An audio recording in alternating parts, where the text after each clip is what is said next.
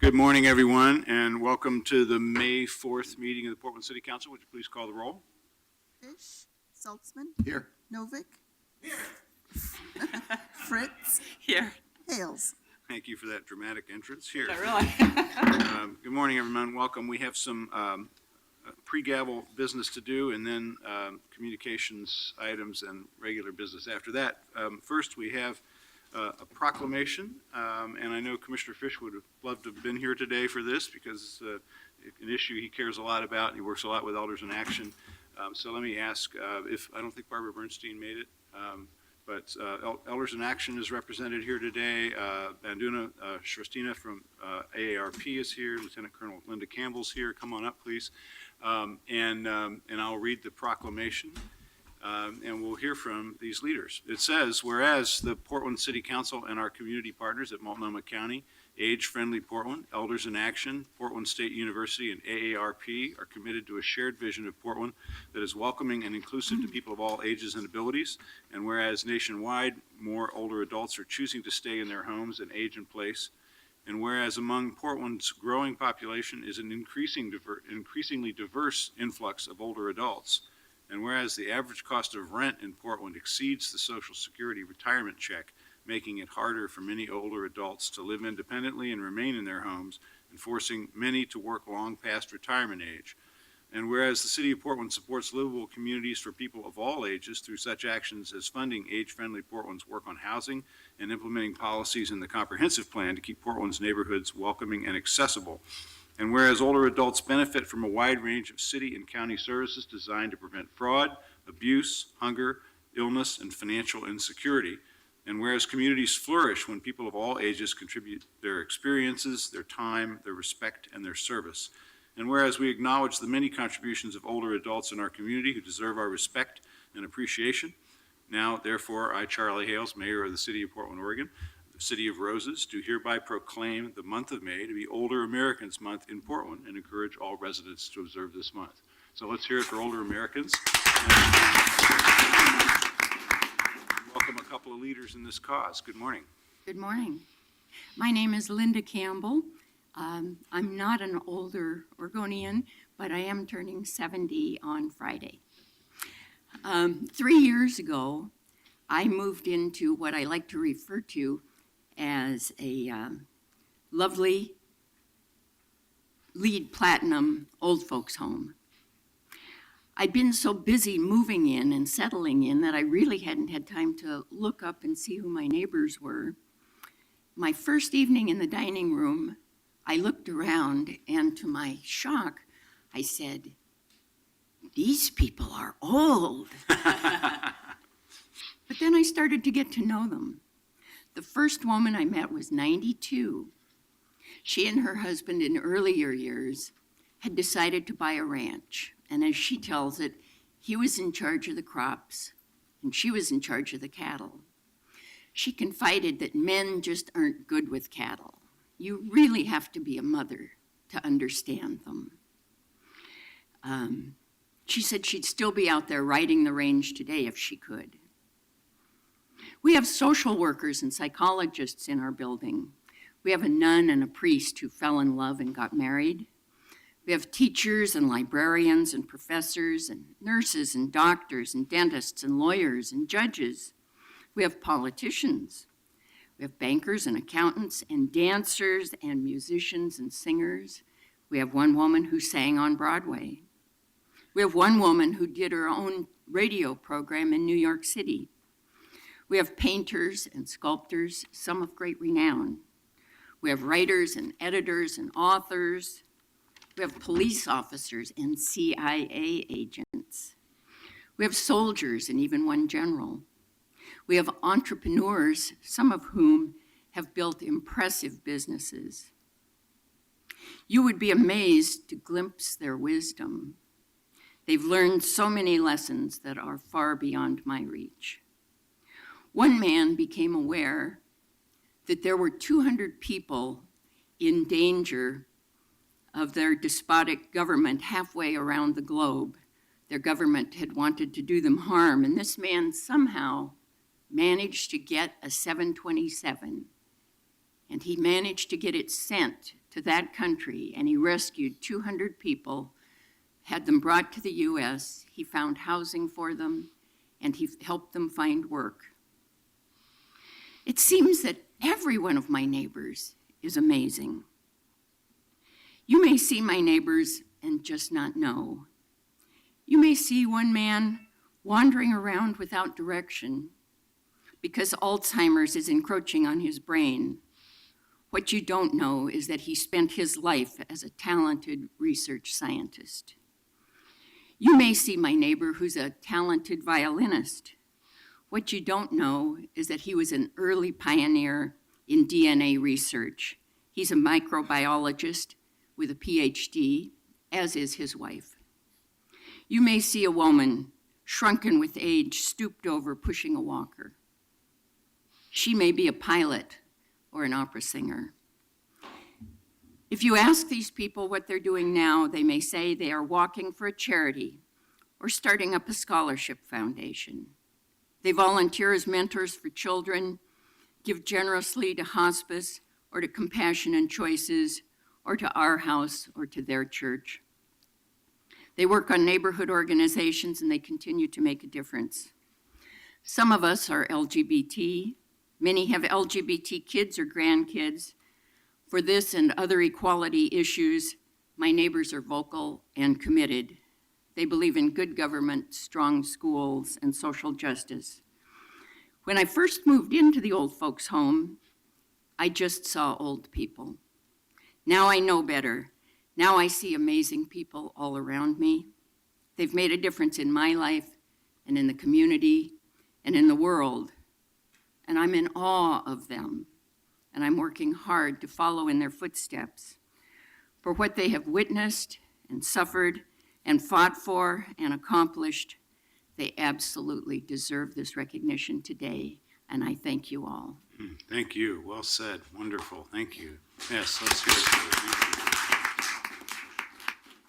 you. Morning, Bendina. Would you like to add to that Yes, story? Thank you. I think I would not be as eloquent or moving. I'm very moved by what you had to say, and I thank you for this opportunity, Mayor Hales, Commissioners Saltzman, Fritz, and Novick.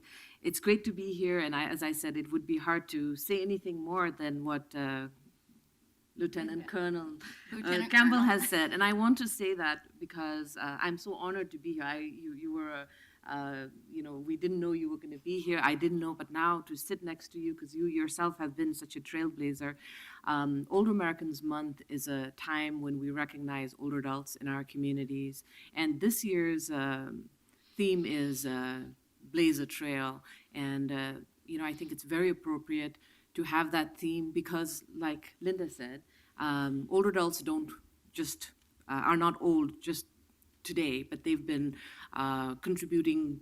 Individuals throughout their lifetimes have done amazing things, and even as we get older, we continue to contribute. Older adults volunteer at amazing rates, much higher than most other age cohorts. They vote, they run for office, they serve in committees. At ARP, we see the work that older adults do every day. Without our volunteers, we wouldn't be able to do what we do in terms of social change.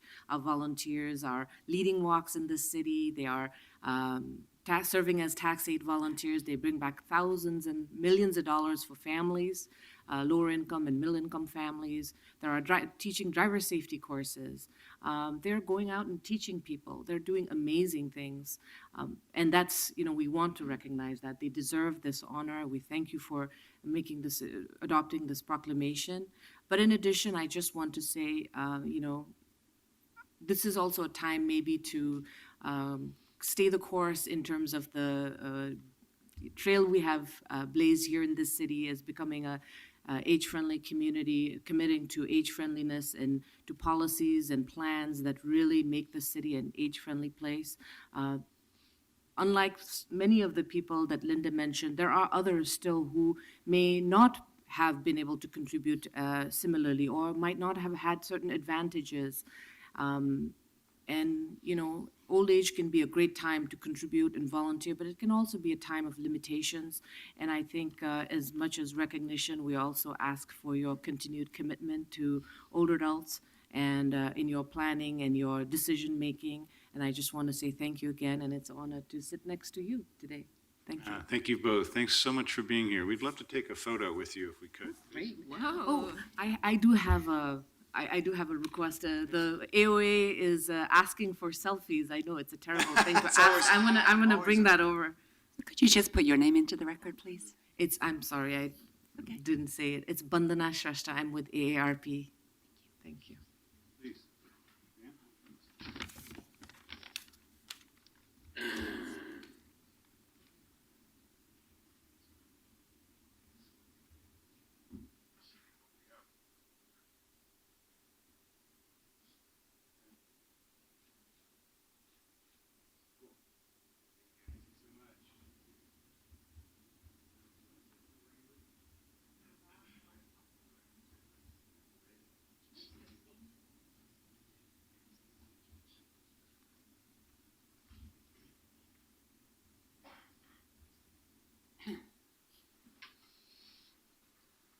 Thank you very much. Okay, we're going to move on to communications items. We have 4 people signed up to speak on subjects of their choosing, starting with 432, please. Request of Dana Clark to address council regarding More Than a Survivor photo exhibit in City Hall. Good morning, come on up.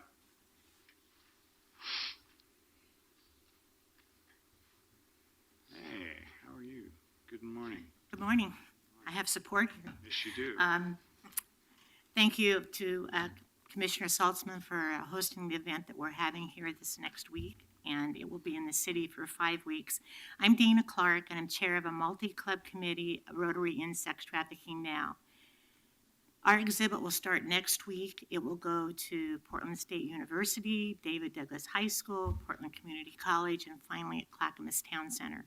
In each of those venues, we will have an opportunity for the community event to educate the public, raise awareness, and encourage community members to take action. The exhibit honors the survivor leaders featured for their diversity, beauty, strength, and accomplishments, and celebrates their present and future. And with me is Jerry Jimenez, who works for the city and is part of the survivor exhibit. The exhibition is a powerful antidote to the stereotypes of commercially, sexually exploited, and trafficked victims, perpetually broken and forever limited by their trauma. This traveling exhibition from GEMS, which is Girls Educational Mentoring Services in New York City, is also designed to be a poster series that will be utilized in agencies serving youth to inspire a tangible sense of hope and future for community, commercially, sexually exploited, and trafficked girls and women. Buyers must be educated that these children are coerced, beaten, and abused into submitting to have paid sex with them. We want to change the culture of citizens who believe the youth are on our streets are there willingly, but will learn to view them as the victims that they are of a trafficker and report suspected trafficking. Thank you for your time, and we hope to see you at one or more of our events, including downstairs. And on behalf of the Rotarians of the Rotary Clubs of Albina, Central East, Southeast Portland, and my home club, East Portland. Thank you. Thank you very much. Jerry, Mike, who'd like to go next? Hi, I'm Mike Gallagher. I'm a police officer with the City of Portland and have been part of the sex trafficking unit for the last 7 years. I've been a police officer for almost 25 years now and been working prostitution-related missions most of my career. And the views of officers on our sex trafficking unit and officers within the Portland Police Bureau are changing and seeing prostitution more than just the word prostitution. We're seeing how victims are truly victims and seeing how we need to address the demand side out there by addressing the men who see this as a victimless crime. And so our views at our sex trafficking unit have really changed our focus to on the demand side of this thing and focusing our efforts on men and providing the women that are out there resources and education and treatment to get them out of the lifestyle. This More Than a Survivor exhibit puts a face and a story behind the victims that are out there and shows that they're real people and how they were forced and coerced to be involved in prostitution. And I want to thank you for the support and allowing that to be here and that education piece that goes behind this, and look forward to seeing you at the event. Thank you. Jerry, would you like to add anything? Sure. I was asked in 2008 to speak to Montevilla Neighborhood Association, and their biggest problem at the time was prostitution. And at the same time, they were going to end the prostitution-free zones for being unconstitutional. From there, in 2010, we co-founded a survivor to survivor support group, which is more of a sisterhood. It's not a 501c3. But what I know from that process is that we have hundreds of women who are doing incredible work here in the city of Portland as professionals who escaped the life and have moved forward. Because of that work, I was asked to go to New York in 2013 to be a part of this poster series where we got to do the Survivor Leader Institute and then have hair and makeup, which was really nice, and get our pictures taken for a poster to show 22 women from across the country who are doing great work. Since then, I've been allowed to work on the Obama Strategic Plan for Human Trafficking in DC and work with American Indian groups across the country working on human trafficking as well on my vacation time. So it's been an incredible experience to work on the leadership development of people to help keep them out of that forever. And I want to thank you all for your support. Thank you. Well, we appreciate your leadership, and the exhibit here in City Hall will be a teachable moment for a lot of people, so thank you so much. Thank you. Thank you. Yes, here. Okay, let's move on to 434, please. Request of David Keefe Davis to address council regarding homeless sweeps and civil rights, human rights violations by the city. Good morning.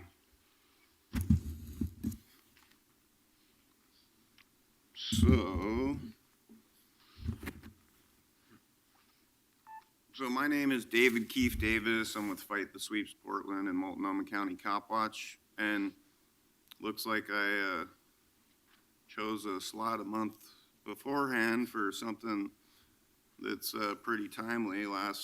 Just yesterday, you guys swept out up to 400 people.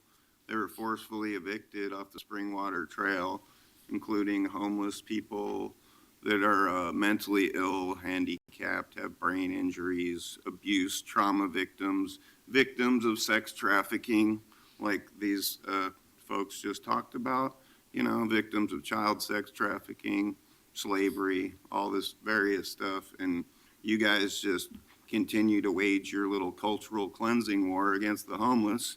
And I saw, that wasn't the only thing you guys have recently done. You recently cleared out the homeless people under the Hawthorne Bridge too, and you're going up to Northwest and you're getting ready for the Rose Parade. And you want to know what? I hear there's a lot of rumblings about how the Rose Parade's going to be shut down by all the homeless activists, and a bunch of those 450 people that got forcefully evicted will actually be blocking the Rose Parade. So, so you're building a big resistance and resentment, okay? And not only did you sweep the people out, ODOT leased the land to the Portland Development Commission so they could fence it off. I think that's totally illegal, actually. I don't see how ODOT can even be authorized to just simply lease out land to a quasi-city agency like the Portland Development Commission, and especially under your little homeless state of emergency farce that you guys have been pushing.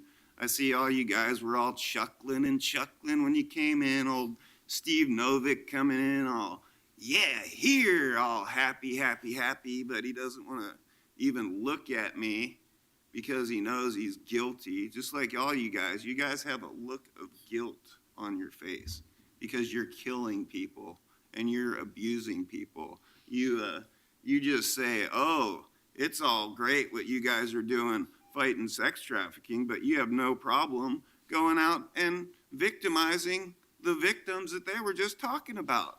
and other trauma victims, victims of child abuse, all kinds of various things. Oh, mentally handicapped people, veterans. Yeah, one of the best ways to become homeless in America, I hear, is to join the military, because then you become homeless and then you just become worthless to your country once you've served it. Okay, and thanks very much. And worked for the corporations, and then you get to get pushed around by bullies on city council. Mr. Davis, your time's up. Thanks very much. Security agencies. Are you gonna do anything to fix this problem, or are you just gonna pat Thanks, yourself Mr. on the Davis. back and act like you're doing something? Thank you very much. Okay, let's take item 435. Request of Deepei Wu to address council regarding report from Portland Jobs with Justice Workers' Rights Board. Come on up, please. Oh, there you should. Good morning.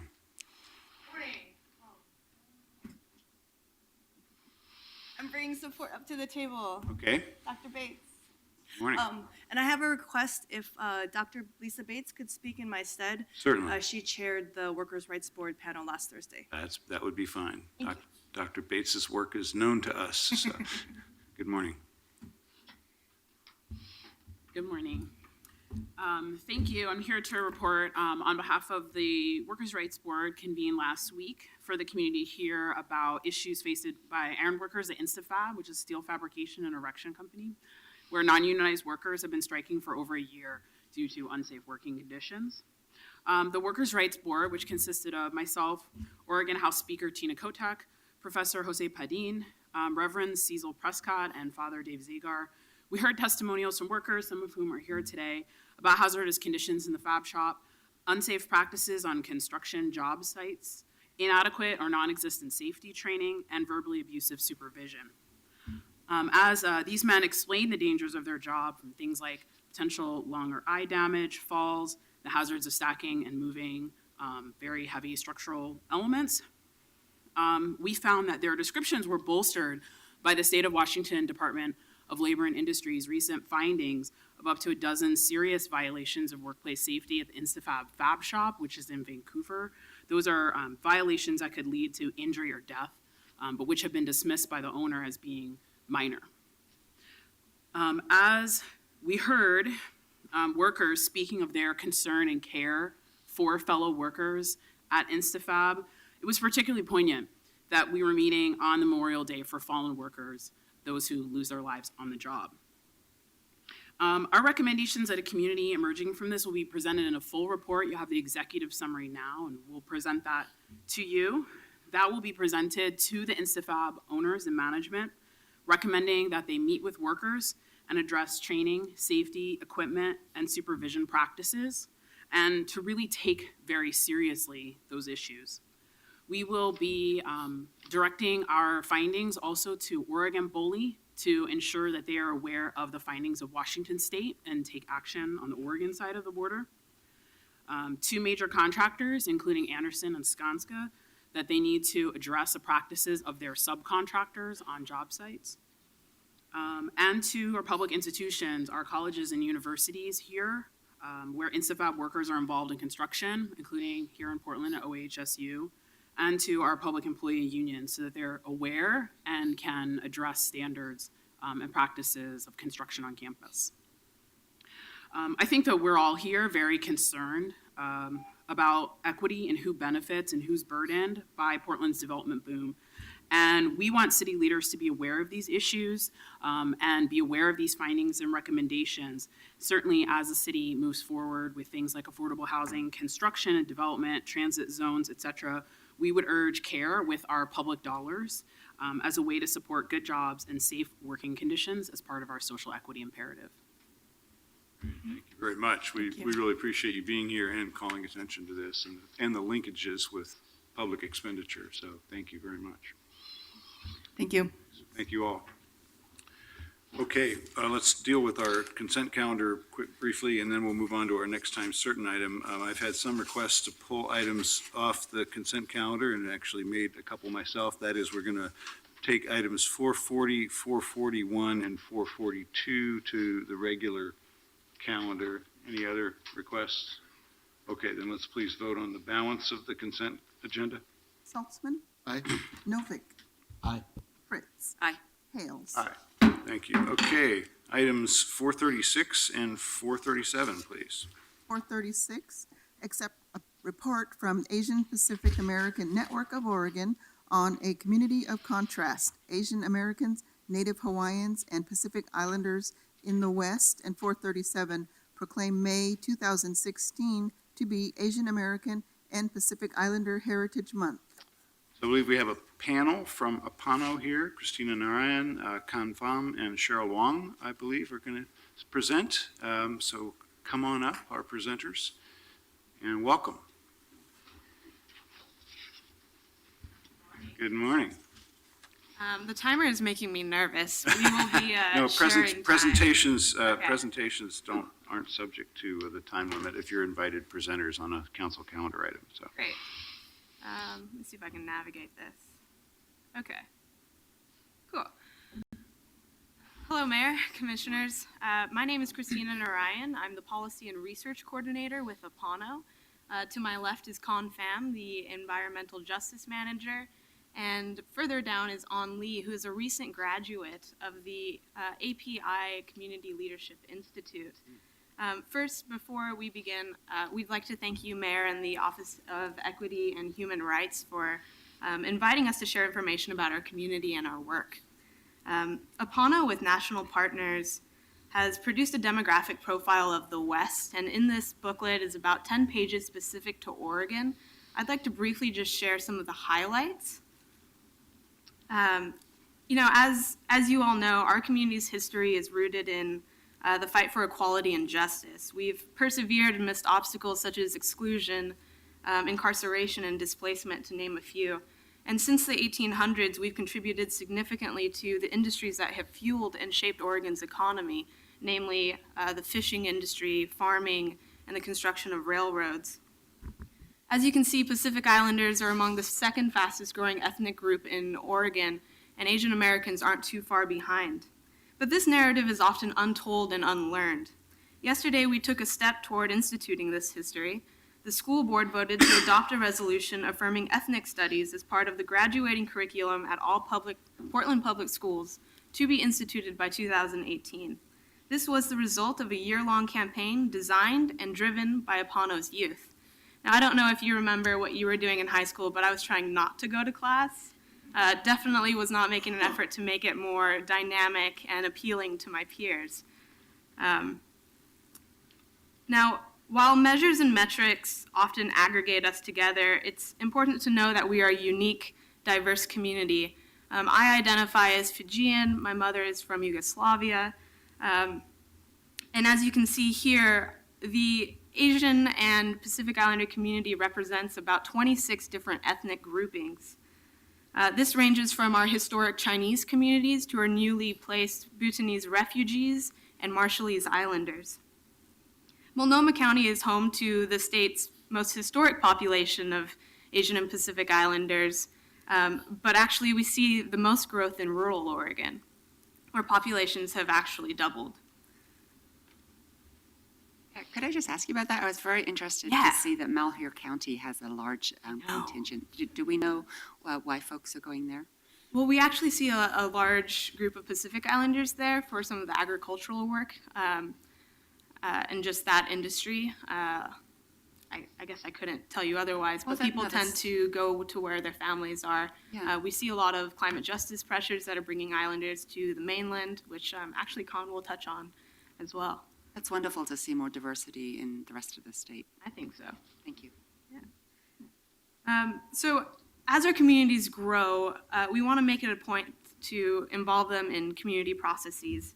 And what we found is that our communities have the ability to swing elections with populations that represent the margin of victory in 9 House district races, and this is based on the 2012 elections. Our local district, 44, has the highest number of voting-age Pacific Islanders in the state. And a continued investment must be made to ensure that the right to vote is protected and accessible regardless of language spoken at home or length of citizenship. Apano recently launched a statewide campaign to register 6,000 newly eligible API voters by October, and we're on track. We'll also release ballot voter guides in 7 different languages. So our families contribute to the economy still. And we are more likely than any other racial grouping to own a small business in Oregon. With over $3 billion in revenue and fueling about $500 million in payroll, we are literally creating jobs, and they're local jobs. The Jade District is an awesome example of what a thriving community can look like. But we must ensure that our communities have the opportunity to continue to thrive and be stable in these neighborhoods. And so there really need to be paths to storefront ownership, such as community land trusts and other city policies that can incentivize these purchases. So while we have seen pockets of prosperity within our community, many still struggle to make ends meet. From 2007 to 2013, Asian Americans and Pacific Islanders have actually grew into poverty. And while some in our community find academic success, others face barriers in accessing educational opportunities and language assistance for critical services. Statewide, Pacific Islanders are among the least likely to own homes, second only to African Americans, who have a home ownership rate of 33%. And we know this rate is even lower in Multnomah County. Even homeowners are likely to face a significant cost burden and increasingly double up or make tremendous sacrifices to keep their children in their school district, to stay near their jobs, and to simply be near their social supports. We have seen our communities prosper in the wake of incredible challenges. And one way that we can ensure future prosperity is through advocacy and leadership development. Apano is engaged in civic engagement, as I mentioned, but also in member-led campaigns to expand healthcare access and health literacy within our community. The importance of Heritage Month extends beyond recognizing our history. It's a value statement that the city is making, and you're recognizing that we are an integral part of the city of Portland, and as such, we must be included in the decision-making process so that we can help decide our future and also make sure that these policies help and don't hinder our fate. I'd like to turn it over to Khan to explain a little bit more about the breadth of services that Apano offers and how community members are really shaping the landscape in which they live. Thanks. Good morning. As Christina mentioned, Portland's growing API communities face a lack of living wage jobs with which to support their families, a housing crisis that is pushing more and more APIs out of the city altogether, and growing anti-immigrant sentiment reflected in English-only ballot measures and other campaigns to blame so-called others for our problems. At Apano, we believe that our communities find strength in a powerful political voice shaped by self-determination and our diverse cultural and ethnic heritages. We believe that the root causes of inequity are interconnected, and thus we organize and advocate on a range of issues ranging from educational equity for English language learners, ethnic studies, to anti-displacement and affordable housing, and transportation and climate justice. We invest in political education to understand the systems that create inequities and to focus on developing leaders who can work collectively to identify problems, make demands, and win concrete changes for our communities. Today, I'm going to share a little bit about our programs. Our climate justice work is rooted in the fact that Asians and Pacific Islanders are among the most impacted by climate change, both here and in their homelands. Many of our members, such as our Pacific Islander members and other communities like my family back home in Vietnam, have seen firsthand the impacts of rising sea levels and flooding and increasing drought.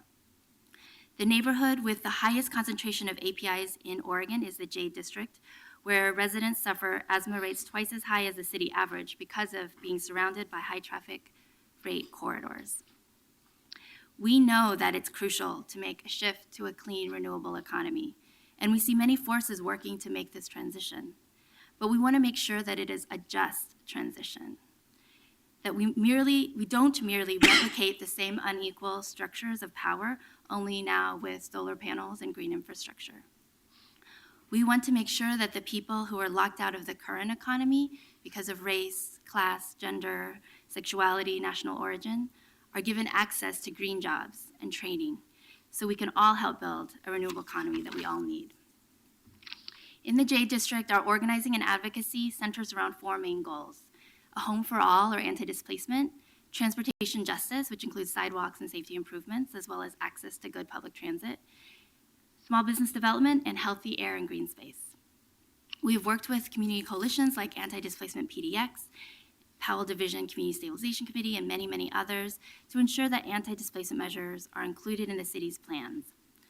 We have started doing tenant organizing with residents at Douglas Square Apartments, many of whom are recent Chinese immigrants who are facing rent increases after the recent sale of their building, which is a microcosm of what is happening all over the city.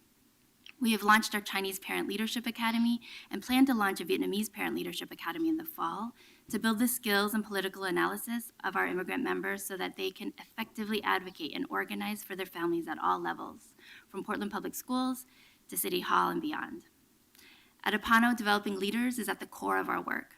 An is an Apickley graduate and now one of Apano's awesome member leaders, and she will talk now about her experiences and reflections. Good morning. Morning. Hi. My name is An Lê, and I have lived in Portland since 2007. I came here from Vietnam with my mom and my older brother when I was 15. I am an undergrad student at Portland State University. Go Viking! And I am hoping to become a clinical social worker in the future. Last month, I graduated from an 8-month leadership development program called the API Community Leadership Institute, Apickley, which Apano and Urkel Asian Family Center run together. Apickley taught me the importance of training leaders in minority communities and the power of telling stories to challenge social stigma and as a tool for social change. From the day I was born, I was taught to never question authority and to do my best at any given situation, good or bad, oppressed or not, because I quote, "As long as we work hard, we can overcome everything." Well, that is not always the case. My grandparents and parents lived through the fall of Saigon in 1975. To survive, they had to adapt to the new system, and humans are the product of the environment. It is hard to do something different than what we know, and it was hard to do something different than what I knew. Recently, something happened that made me realize how much I have changed and grew in the last 8 months with Apickley. I was teaching a group of 30 teenagers to prepare them for leadership camp at the end of this month. At some point, I mentioned the term FOB. FOB means fresh off the boat and is typically a derogatory term used to shame new immigrants. Most of the kids who knew what that term meant immediately told me to not use such term to talk about myself. I asked them, what's wrong with being a FOB? And they couldn't give me any answer. I then tell them how proud I am for being one and having friends and family members who are. Every time I say or hear the term FOB, I think about all the silent and endless sacrifices that my mom, who was a 52-year-old widow, who also did not speak any English, had to leave her country with the hope that my brother and I will have a better life than her. I asked them, how could something as beautiful as that become such a shameful thing to mention? And again, they could not give me any answer, and the room went quiet. At that very moment, I know that I have given 30 young leaders in my Vietnamese community a sense of ownership and the power of our ancestor story that is not learned in school or covered in the media. All of that happened because I was no longer afraid. Irving Goffman, the 73rd president of the American Sociological Association, said, "Stigma is a process by which the reaction of others spoil normal identity. It is important that our growing community knows we belong and are included in the decision-making and planning process. The decision-making in this building drastically help or hinder our ability to thrive. We thank you for recognizing our communities through APIA Heritage Month." Thank you very much. Thank you all. Wonderful presentation. Thanks. Are there others that want to speak on the report itself? Anyone else signed up? No one else signed up. Okay, and then before we take action on the report, I have the privilege of reading a proclamation which says this: whereas the city of Portland is proud of its diversity and draws strength from the rich cultures and traditions of all community members. And whereas Asian Americans, Native Hawaiians, and Pacific Islanders of Oregon are prevailing over the adversity of exclusion, incarceration, and displacement. And whereas Asian American and Pacific Islander Heritage Month is an opportunity for all individuals and organizations to recognize the contributions of Asian Americans, Native Hawaiians, and Pacific Islanders to the cultural, civic, and economic life of Portland for over 150 years. And whereas the Asian American and Pacific Islander community is comprised of many languages and ethnicities, and their vibrant history ought to be shared with all Portlanders. Now, therefore, I, Charlie Hales, Mayor of the City of Portland, Oregon, the City of Roses, do hereby proclaim May 2016 to be Asian American and Pacific Islander Heritage Month and encourage all residents to observe this month. Let's hear it for our Asian and Pacific Islander community.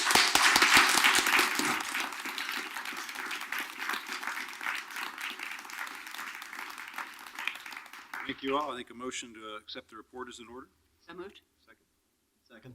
Let's take a vote, please.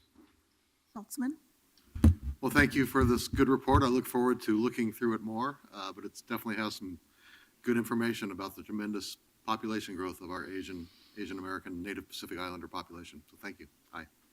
Novick. Thank you so much for your presentations. And I was just looking at the report. I think there's a couple of passage that I wanted to read out, which is that while some reports on Asian Americans and Pacific Islanders paint a simplistically glossy picture, this report aims to provide a fuller and richer portrait of the social, economic, and political challenges and opportunities our communities face.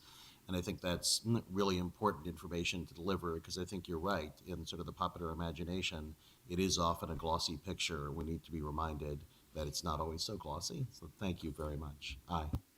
Fritz. As always, data informs our decisions and helps us understand, and I appreciate Commissioner Novick for calling that out, that the report in fact shows that Asian Americans do suffer disparities that are ongoing and in some cases worsening. So it's very much appreciated that you came to present today. Several of us were in the 82nd Avenue of Roses parade on Saturday, which was wonderful. And it's great to see the businesses along 82nd recovering from the recession, and went past the Apano community space, which always brings a smile to my face. So it's a partnership we need to continue to support. I'm very proud of the Jade District and the Neighborhood Prosperity Initiative. On June 11th of 1979, I was fresh off the boat. I came to hear from the United Kingdom, and in those days, a one-way ticket on the boat was cheaper than a one-way ticket on the plane. So that's my story, and that is not a story that arriving on that boat was very different from the experience of you and your mom and your brother. And I appreciate that you are going to Portland State, and that your mom must be very happy to see you embarked on a life that will indeed be better than hers. Although I'm sure she feels that having you and your brother is part of a good life, and getting here safely. So I appreciate very much you coming to give us your personal stories. Every immigrant has a personal story. Every American has a personal story, and we need to be reminded of those things. I'm very grateful for that, and for your participation and membership in the community of Portlanders. Aye. Hales. Well, this change in the demographics of our city is one of the most amazing and noteworthy changes in Portland's history. We have really become a much more diverse city over the last few decades. And this report both shows the strengths of that community and of those communities, and the weaknesses and problems that we need to confront. But I have so much hope, having seen some activities and activism here recently. Saturday, after the 82nd Avenue Parade, I was out at the New Year's celebration in the park with communities from across the Asian and Pacific Islander cultures in our city. And it was both a cultural celebration and a celebration of the young people in those communities, and a big family picnic for a big family that comes from dozens of countries. And Paulo and others that organized that, it was really a wonderful event, because it shows how we are all becoming Portlanders. And I said something there that I want to emphasize again here, and you mentioned it, and that is part of this involves leadership and political power, not just access to the good things of Portland, not just equal opportunity, but actual political power. And if you, some of you I know attended our budget hearings this year, and there were communities of color from across the city who came and spoke eloquently and passionately at those hearings. And to me, is an illustration of the exercise of that citizenship and power that comes with inclusion. And so that's something to be celebrated, encouraged. I love the fact that there are deliberate efforts at raising up new leaders, whether as high school students, college students, or working adults who then can start taking these roles in political and public life. So I'm an enthusiastic fan of that development as well. So there's a lot to be hopeful about, a lot to be celebrated, a lot of work to do, and you have a city council and a community that support that change and all that comes with it. Thank you all very much. We have a proclamation I would love to give to you, and then I'd love to take a photo with some of the leaders here from the community who are here this morning. So could we please? Council. Please.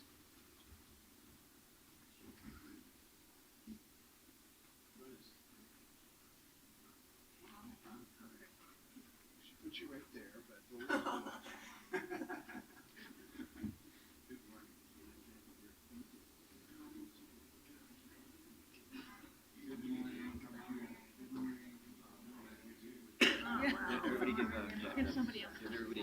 Can we all get in?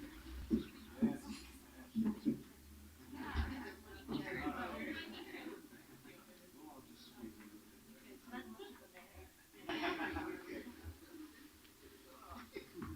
a very different age.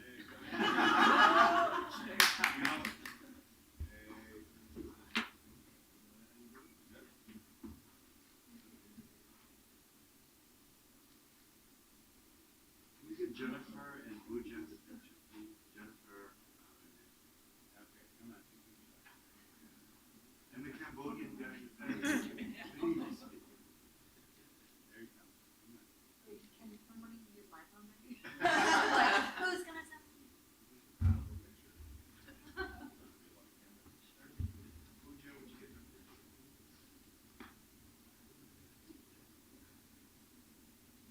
Cheese and just hold it. Cheese. All right. Thank you so much. Thank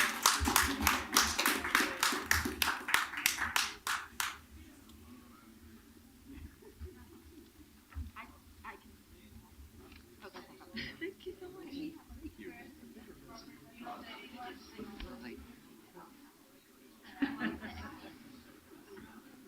Thanks, man. I appreciate it.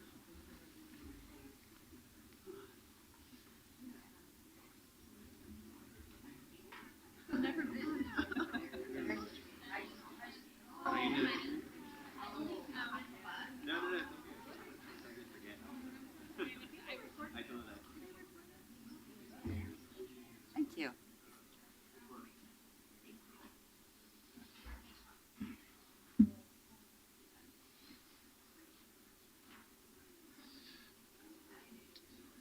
Okay. Let's take, I think we should go ahead and take the items that we pulled from the consent calendar and get those taken care of here, starting with item number 440. Are you ready to do that now, Commissioner Fritz? That's the Yes, I think so. Lair Hill property. Maybe not? Okay, all right, Is let's anybody wait. from Parks here?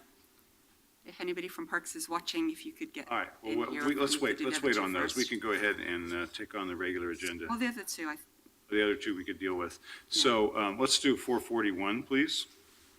441, authorize a contract for Portland Communications Center seismic upgrade, roof replacement, mechanical upgrades, and envelope repair for an estimated $2,093,062. Right, and I pulled this to regular simply because the dollar amount was over the threshold where we shouldn't have it on consent. That was just an error on our part.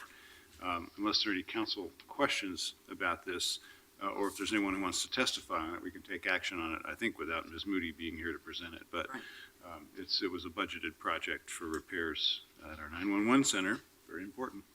Anyone want to speak on this item? If not, then let's take a vote, please. Feltzman. Aye. Novick. Aye. Fritz. Aye. Hales. Aye.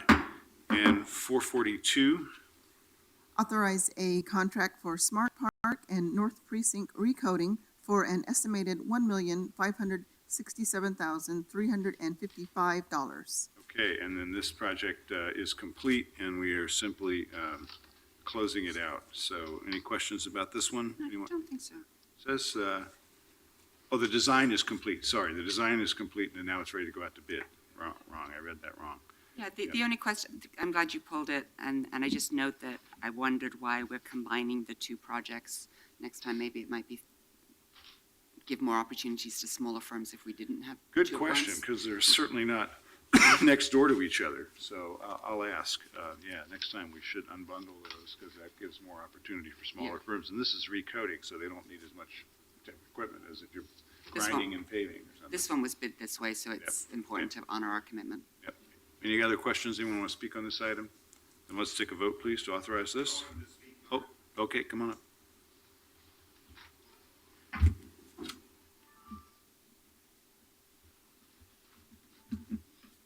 So actually, I'm gonna take 3 minutes of silence for Michelle, a local activist. I'm sorry, we're talking about a contract for paving here, so unless it's on that subject, I'm going to rule you out of order, Mr. Davis.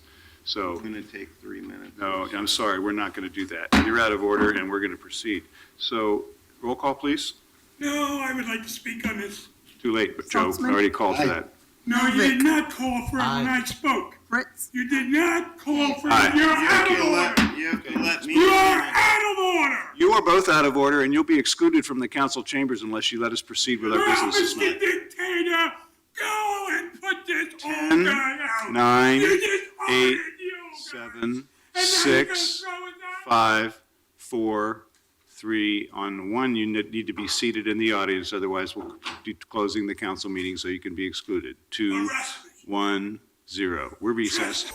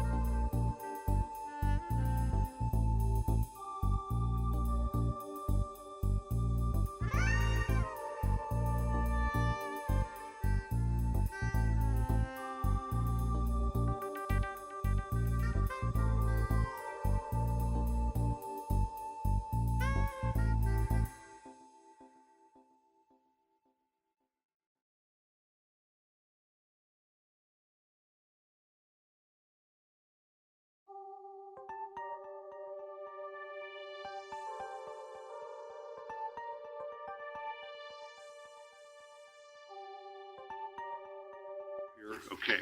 Okay, council, return to order, please, and we'll take item 440. Item 440, authorize an intergovernmental agreement with Multnomah County for removal of reversionary interest on a portion of Lair Hill Park property and release the reversionary interest at Troutdale property. Thank you, Mayor. Again, this was inadvertently placed on the consent agenda, and it's something that we're very pleased with, so I'm very happy to have the opportunity to introduce our staff here, your staff, Mayor, and mine from Parks. It shows the strong collaboration between the Office of Management and Finance, Portland Parks and Recreation, and Multnomah County to manage public property more effectively. And with that, I'll turn it over to our trio of wonderful presenters. Good morning. Today we're here to talk about the removal of a reversionary clause that we have on a piece of property out at Troutdale. It's part of the old Poor Farm, the Edge Field property. As you may remember, it is now part of McMinimum's and the larger property. We had a reversionary piece of language on a deed that we transferred over to the county back in 1923, I think it was, for it to be continued to use for those county uses. Since then, as you know, the Poor Farm shut down, the jail is shut down. The only thing left actually operating county out there is the animal services. So the reversionary clause allows the county to actually take this property and combine it with properties they've already worked to develop with McMinimum's and the property there to release it for that use. The property we're talking about is mostly wetlands, and its main purpose is for adjacent properties to be able to do mitigation on. There's some ability to do some agricultural work too, but that's the main purpose. What we have in trade for that is the actual reversionary clause that the county has on the Lair Hill Park property, which has the large brick building there that's in, pretty bad disrepair, but the reversionary clause there is that it be always, used for parks use. It's been used for storage for a number of years, and what we're doing is simply trading reversionary clauses, releasing our interest in the Troutdale property, and the county will release their interest in the Parks Lair Hill property for a partitioned lot around the building so that Parks can use that property in whatever is the best interest. If you have any questions, we're happy to answer any questions. Oh, I'm sure there's an interesting story about how the city of Portland ever came to own that in the first place. What is Parks intending to do with the dormitory at Lair Hill? Isn't it a historic structure? It is not on the historic register. It is a very old building, however, but it is not a historic structure as of this point. And introduce yourself for the record. Excuse me. My name is Trang Lam. I'm the Property and Business Development Manager for Portland Parks. And just to go in a little bit deeper on the property itself, it's been in storage use since 2001, and it's very underutilized. So this will give us an opportunity to actually kind of think about what other uses might be. So we're going to have to go through that process. So not demolishing it? Not demolishing it. No. It's a beautiful building. We wouldn't demolish it. Okay. And also, It's not in very good shape, though. That's one of the places Yeah. we looked at. Could we do storage for people living outside? And even for that use without many people in it, it wasn't deemed suitable. This, for those watching at home and those who are my age, it's the old Children's Museum before the Children's Museum moved up to Washington Park. It is, yeah. But it is a beautiful building, but it needs a lot of work to make it habitable and useful. So, yeah, maybe you don't know all the possibilities yet, but for the Lair Hill property, but are you going to put it out on RFP? Or are you going to try to seek an internal solution within city bureaus? What's the university of possibilities here? I think all of the above is kind of all the possibilities. I've spoken with our director and the commissioner around probably putting out a RFP. Because it does need a lot of TLC, it'll probably need a lot of funding. So we'll probably try to look for a partner that could help us fund that. And one thing that we could do is do a lot line adjustment to make that a different property from their Lair Hill Park. And I want to be very clear to the neighborhood and those who love the park that we're not proposing to develop the parkland or in any way diminish the amount of parkland that's available for park uses. we do have to partition a lot It around the does. building. The reversionary release does not release the reversion from the rest of the park, so the park is Yeah. still always park use. And the setbacks is based upon current code right now. Yeah. Other questions? I will also mention that Commissioner Salzman, one term of the intergovernmental agreement is for the city to devote any proceeds exceeding $389,000 from the deed transfer of the building to an affordable housing or homeless shelter program mutually agreed upon by the Parks Commissioner and the county chair or operating officer. So there is that component that was part of this whole mega deal with Troutdale and the park property. So as I say, we've been working on it for quite some time, and I think it really is a potentially a win-win-win. Great. Other questions? Anything else that you all need to make sure we understand before we see if there's testimony on this item? I would just add a little bit more to what Commissioner Fritz said, which is above and beyond the 389. It also would include any renovations that we would have to do to the building, as well as, any of the step backs and things like that. So above the cumulative number. Okay, great. Thank you all very much. Anyone else want to speak on this item? If not, then it's an emergency ordinance. Let's take a vote, please. Saltzman? Novick? Aye. Fritz? Well, as you can tell, colleagues, this has been a tremendous amount of work, and I particularly thank Bob Keita, Pauline Goebel, and Trang Lam for their work on it. And this measure allows increased flexibility so that we can continue to figure out the highest and best uses of these public properties. Aye. Hales? Well, one, I want to commend you, Commissioner Fritz, and two, the Bureau for taking this approach to these kinds of properties. We've worked together on another one that had caught my eye, which were the unused derelict restroom buildings at Ankeny and Park, and you have that out for requests for proposals. And what we found, of course, is there were a lot of very creative ideas that came in from the community, and the Bureau is free, obviously, under your direction to set whatever criteria we want, that we prefer a nonprofit or we're looking for this kind of community supporting use.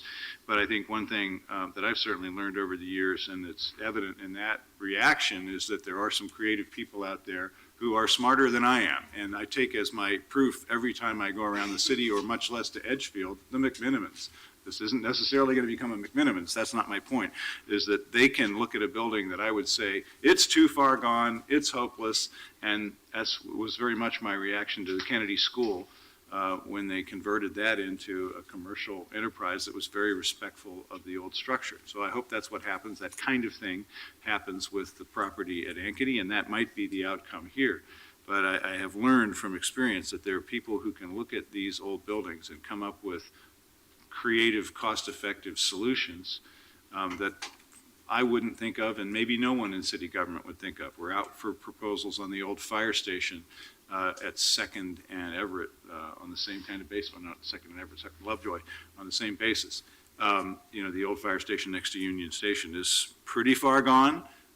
It's a historic building. We hope it can be brought back, similar to this. I toured this building along with Chair Kafoury and Commissioner Saltzman, I think, when we were looking at facilities that might accommodate temporary shelters, and ultimately led to our decision to try to use the Sears building. And one walk around this building made it clear, not feasible for any kind of habitation without a major reinvestment. But I hope that some solution, either inside the family of city bureaus or in the community, can be found, because it is a great old building.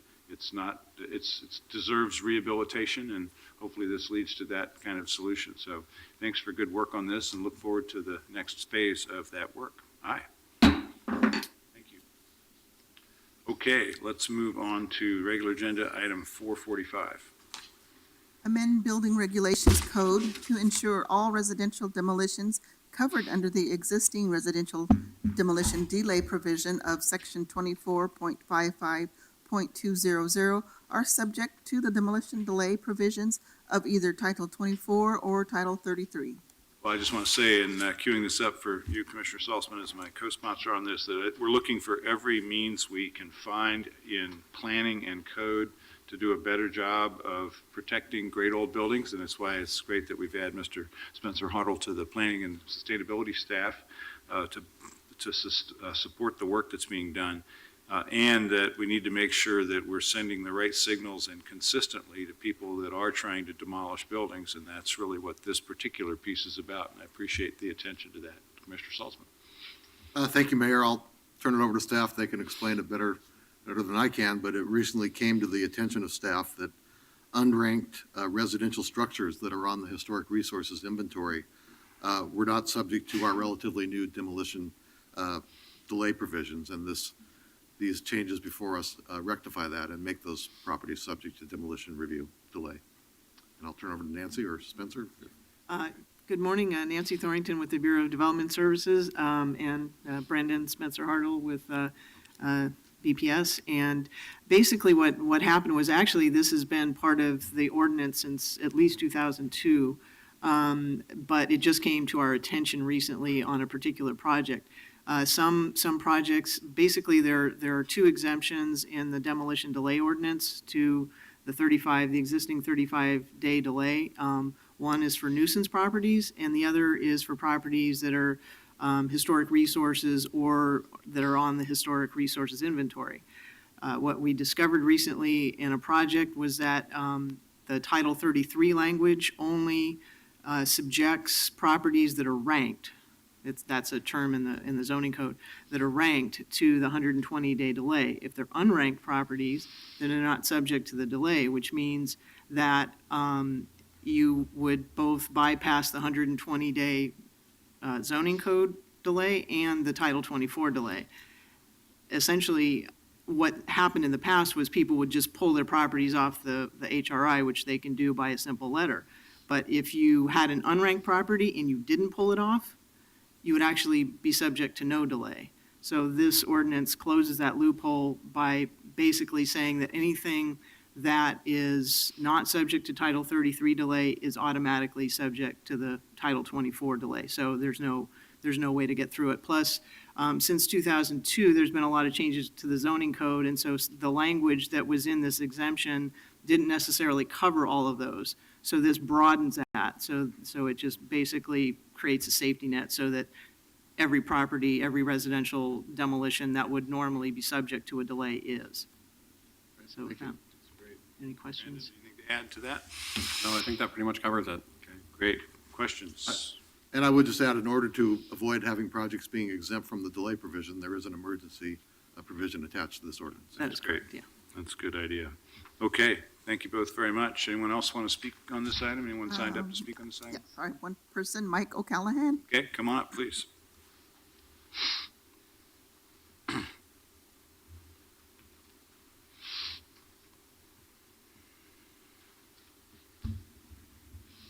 Thank you. Appreciate that. Michael Callahan, speaking about the demolitions, I appreciate that. It supported me for years. I tore a building down and sold the building material in Alaska, and it's good to see it coming down here. And certainly support reuse of all those materials. It's a good way to go. It gives people jobs on both ends, tearing it down and also on the usage end.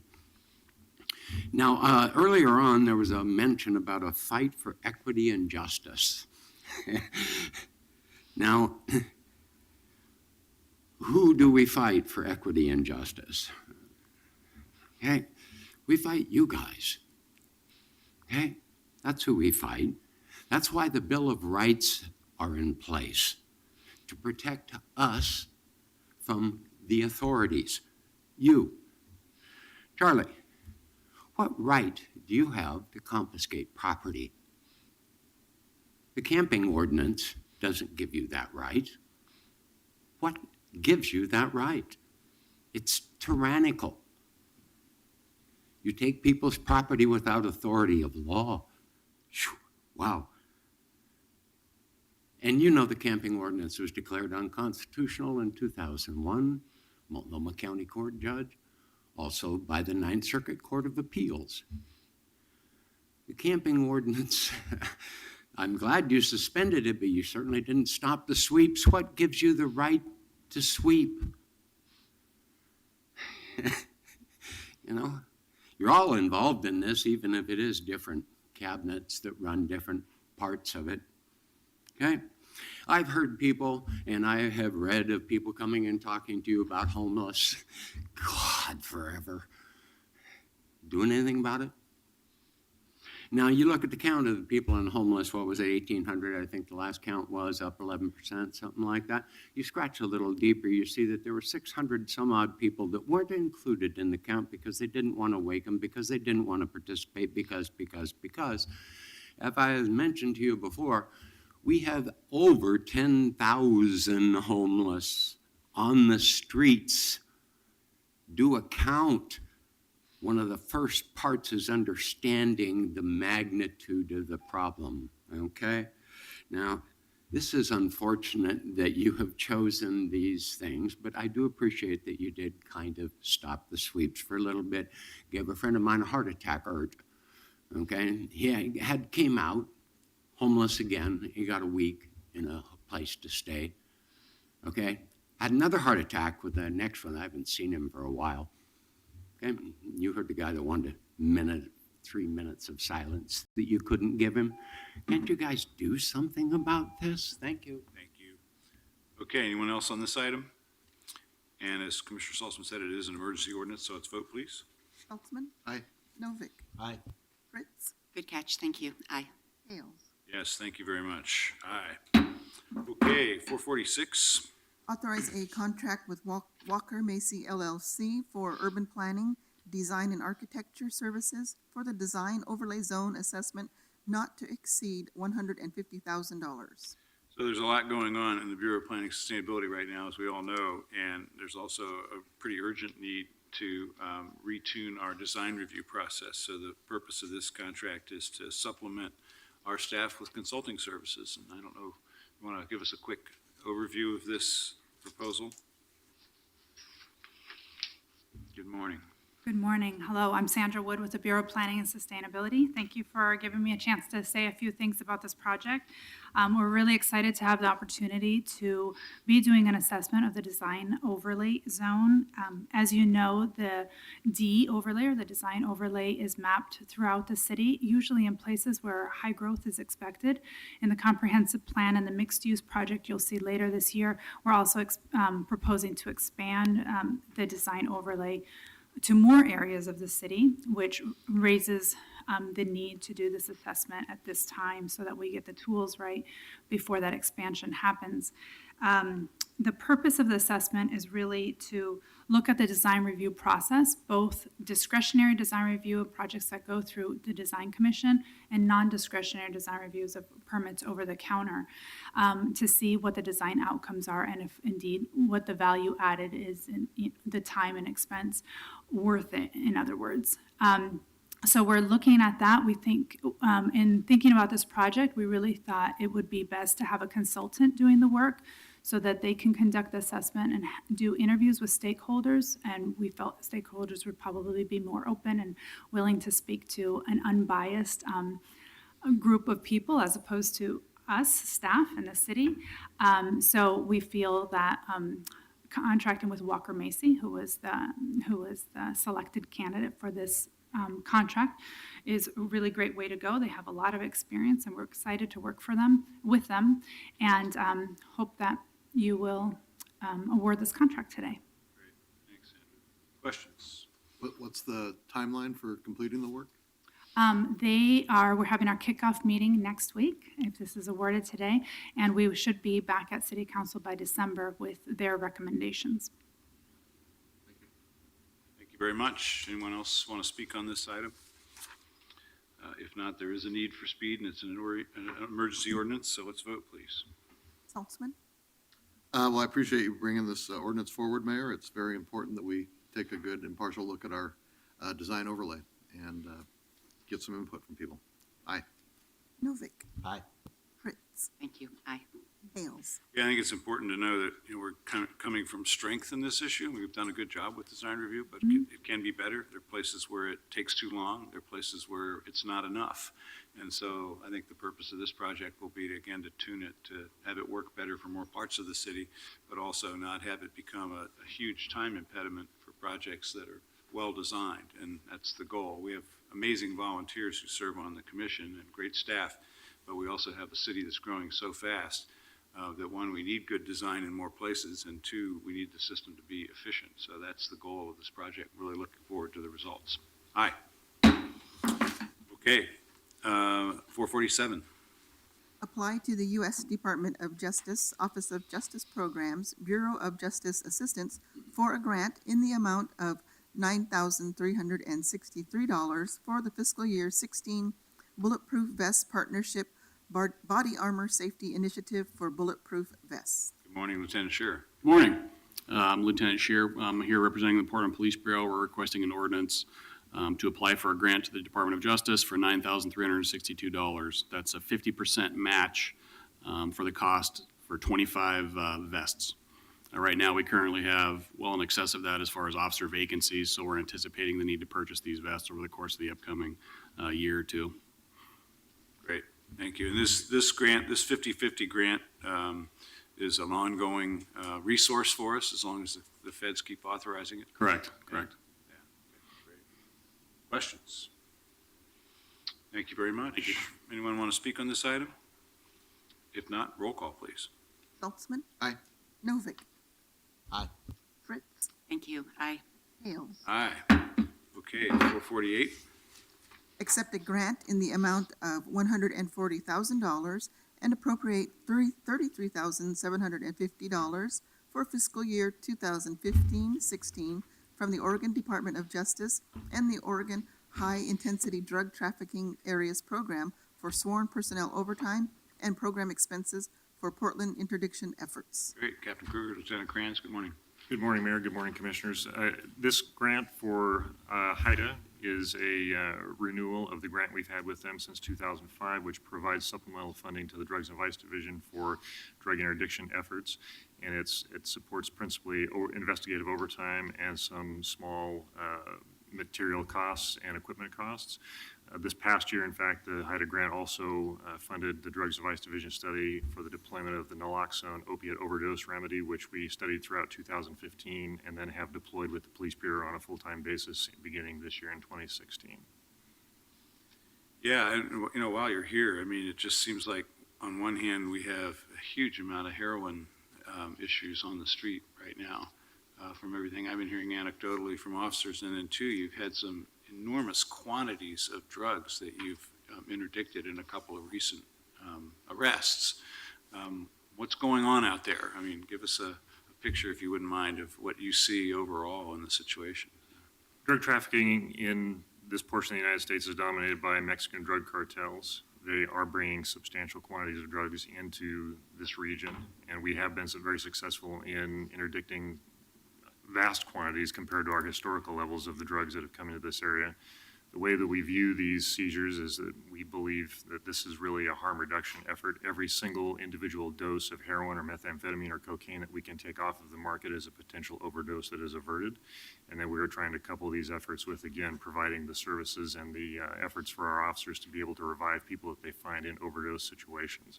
So we're hoping to limit the harm to the community by limiting the amount of drugs that are available on the market, and then providing also the opportunity for officers to revive people in overdose situations. Do you have any idea how many times we've used that anti-overdose medication now? During the test period through 2015, we had 8 successful overdose revivals. The problem we have, or it's not really a problem, we have a very efficient EMS system in Portland. So EMS most often arrives at overdoses before the Police Bureau does, and they provide the same service. We're basically catching the opportunities where EMS hasn't arrived first, and we think that that's an important opportunity to fill a need. Yeah, that's great. So is it called naloxone? Yes, sir. Naloxone is the intranasal version of Narcan, which you've probably heard of, and it provides the same impact on the person. It blocks the receptors in the body from receiving the opiate, and it revives the overdose. So you said it's been deployed. Does that mean every patrol car has the? No, sir. The study that we conducted, we found after we studied it throughout 2015, was that opiate overdoses are concentrated in Central Precinct, and that's where we have the most exposure to them. So we believe through the study that we conducted that the best place to deploy it was in Central Precinct. So it's focused, the program is focused in Central Precinct. And I didn't realize it was intranasal. It's not an injection, it's a spray. Yes, sir, just regular nasal spray. Very easy for the officers to use and very non-invasive. Oh, wow, that's great. Thank you. Any other questions? Anyone want to speak on this particular grant acceptance? Then let's take a vote, please, on this one. Saltzman? Aye. Novick? I continue to believe that interrupting the supply of drugs is a losing battle, but taking money for other governments is good. Aye. Fritz? Isn't necessarily doing just that. It's actually saving people who have taken drugs. So thank you very much for your work on this. Aye. Hales? Thank you. Aye. Thank you. Okay, and we have one more here from Oregon Department of Justice, item 448. Good morning. Lieutenant Mike Kranz with the Gang Enforcement I Team. think she's got to read it, though. 449? 449, I'm sorry, did I have the number wrong? Oh, sorry, 449. 449, accept a grant in the amount of $10,000 from the Oregon Department of Justice and the Oregon High Intensity Drug Trafficking Areas Program for program expenses for Portland Metro Gang Task Force interdiction efforts. Okay, thank you, Lieutenant. Lieutenant Mike Kranz with the Gang Enforcement Team and the Metro Gang Task Force. And this is another renewal of a HIDA grant that we've received since 2009. And this is a specific grant for the amount of $10,000. And this is for the purpose of using for the purchase of information and evidence in our ongoing investigations of large-scale gang organizations involved in drug trafficking or violent acts. Okay, so this, that's the reason for this particular funding, is it allows us to solicit and purchase information. That's correct. That's great. All right, thank you. Questions? So it doesn't include looking at prostitution in gangs? It's specifically drug trafficking in gangs? It's, for us, our Metro Gang Task Force is specifically given the mission of identifying and targeting for prosecution criminal enterprises, street gangs that involve drug trafficking, money laundering, crimes of violence, human trafficking, and ongoing street violence. So we have a broad view of a lot of different crimes that incorporate into gangs. Okay. So it does include human trafficking? Yeah. Absolutely. That's good to know. Good, thank you. Other questions? Anyone want to speak on this item? If not, then let's take a vote, please. Saltzman? Thank you both. Aye. Novick? Aye. Fritz? Aye. Hales? Aye. Thanks very much. Thank you. Okay, let's read item 450, please. Authorize a competitive solicitation for treatment readiness services, transitional housing, and follow-up retention support services to chemically dependent homeless adult chronic arrestees for an annual cost of $1,716,410. So this was filed in error and needs to be returned to my office, and if there's no objection, I'll do that. Okay, it's returned to my office. 451. Amend the City of Portland Employee Benefits Program to reflect necessary plan design changes as recommended by the Labor Management Benefits Committee and as administratively required by the Bureau of Human Resources for the city self-insured and insured plan offerings beginning July 1, 2016. Good morning. Good morning. Tell us the good news. Yes, it is. Kathy Bless, Health and Financial Benefits Manager with the City of Portland, and Anna may walk in as well. We're a little ahead of schedule, so that's good. As part of the upcoming annual enrollment process, Council Item 451 establishes the 2016-17 City of Portland Benefits Plan, reflecting necessary administrative and plan design changes for the upcoming fiscal year. And while many folks often look to the headlines regarding health care and make assumptions that all plans must be struggling, I'm here to tell you that it's not the case within the city's self-insured plan, City Core. The City Core rates have not seen a material increase since the plan year beginning July 1, 2014. In that year, our single-party rate was $693.13, and for July 1, 2016, it's $693.85. We have managed to hold rates flat even with added coverage requirements within the Affordable Care Act, and we have continued to seek value in plan design where it's made sense. In fact, because of our recommendations and work within the Labor Management Benefits Committee, we are able to lower the maximum out-of-pocket cost per person under the City Core plan from $3,500 to $3,000 and add a much-needed increase to the basic life benefit for the DCT groups, moving away from a flat $10,000 benefit to a benefit that is 1 times annual salary up to 50, which matches the general population of employees. These enhancements are made possible because of stability and overall utilization of the plan, and because of a move in pharmacy benefit management services. The new PBM's formulary structure provides maximum rebates and discounts back to the plan while still adding value to the member. The LMBC worked collaboratively and hard to look at each option and come to consensus on what was best moving forward. The recommendations I make to the LMBC and to you are balanced, ensuring the program is fiscally responsible and sustainable long into the future, providing quality, value-driven care and coverage and choice to employees is, I know, a commitment of this council and our office. I continue to support and advocate for a culture of health within the workplace and within the health plan, and see this as a critical function of my office. We have a desire to create an environment that supports getting to the root cause of barriers to health through preventive care and the Healthy Foundations program. As we have discussed in previous years, Healthy Foundations is a personalized program that matches interventions, intensity, and objectives more closely to the participants' individual beliefs, attitudes, and preferences. This program has helped ease the burden of chronic disease for the 230 folks who have either been through the program or are currently participating. We can show that participants who graduate from this program have lower stress, lower depression rates, and higher patient activation scores. Members also see improvements in physical fitness, social activity, overall health, and quality of life. They are more adherent to prescription medication, have fewer days in the hospital, use emergency services less, and cost significantly less than participants who have been invited to join the program but have chosen not to enroll. The average annual cost of care for Citicorp participants whose claims are between $5,000 and $50,000 is $13,600 per person. Healthy Foundations participants' claims costs average 9.5% above that general population in this claims range.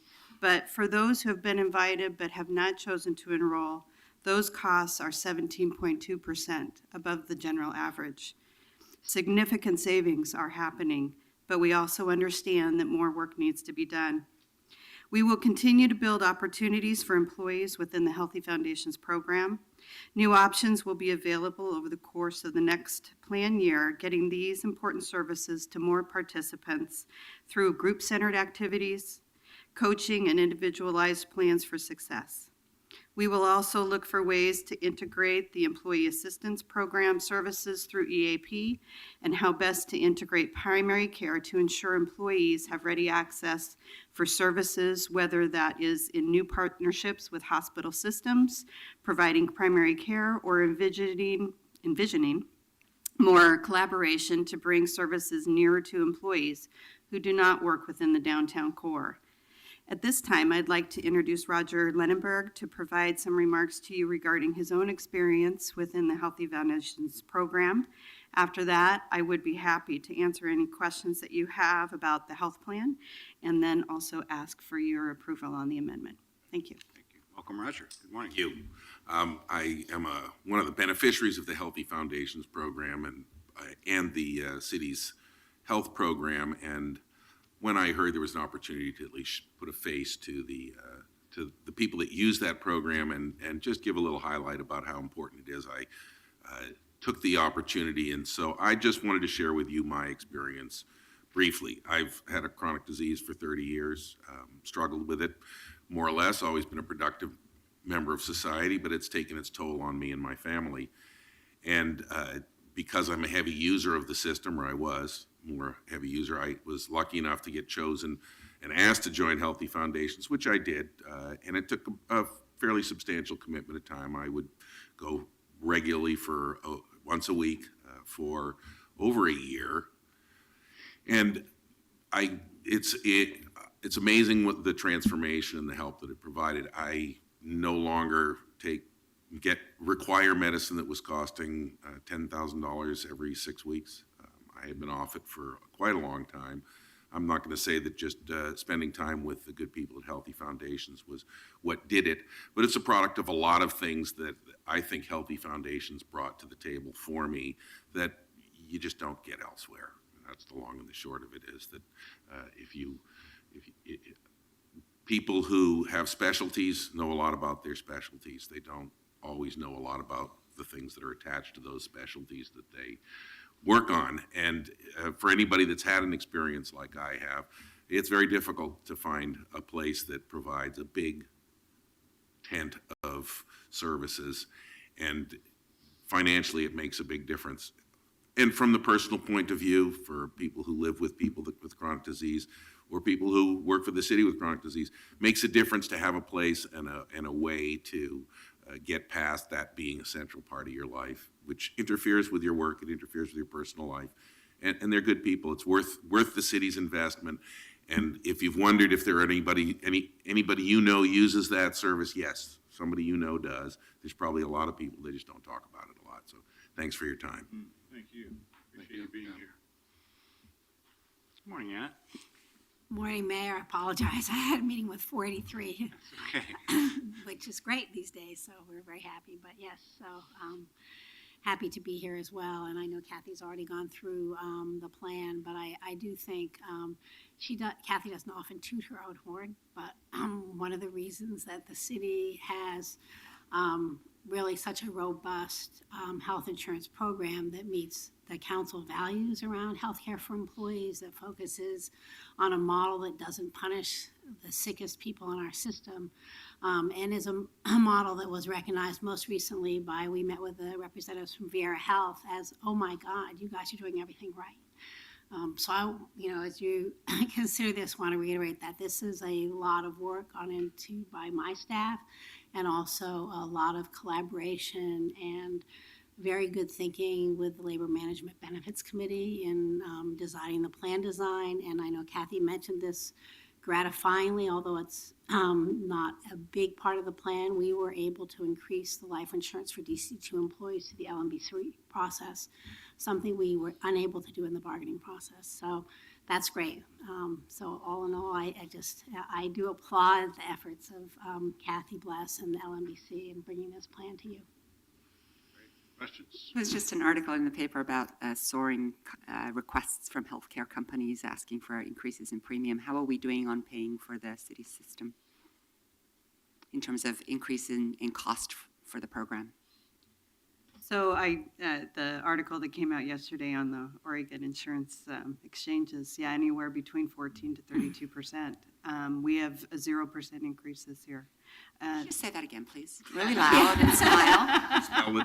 I didn't know the answer there. That was definitely a leading question, but Yeah. their requests are 14 to how many percent? 32. And 32 ours, and a half. and Zero. ours is 0. And in fact, we're increasing benefits because we manage our system so well. Yes, and we have not had to dip into any reserves to help subsidize any payment of claims. We're doing a phenomenal job. You are doing a phenomenal job. Thank you. That's really excellent. Thank you. Other questions? I guess I had an email exchange with Kathy about this, and I think that basically the changes to the benefits are in essence cost neutral because of the savings under the new prescription plan, right? Right, which we will be coming before July 1 for a contract with Express Scripts. That's the new PBM. It's called Express. Express Scripts.